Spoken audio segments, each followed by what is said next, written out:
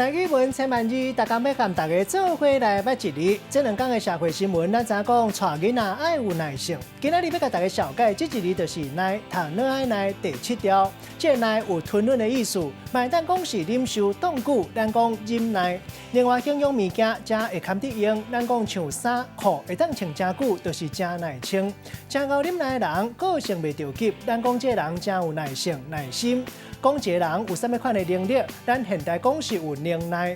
带大家做过来小解这两个词。头一个耐性，会当讲是一个人真有忍耐性，才会当忍耐个性；嘛会当讲是一个人会当有挡真久的能力。第二个词读做耐用，这是形容物件会当用真久，无啥会歹。咱用一句话来举例，甲这两个词合做伙。譬如讲，就算讲这个手机啊真耐用，久是久，也阁会当敲电话、接电话，也毋过一寡功能拢已经较退化，像讲面板都爱饲真久，阿明敲电话时也是真有耐性，豆豆咧饲号码。今仔日小解这一日读做耐，提供予观众朋友来参考。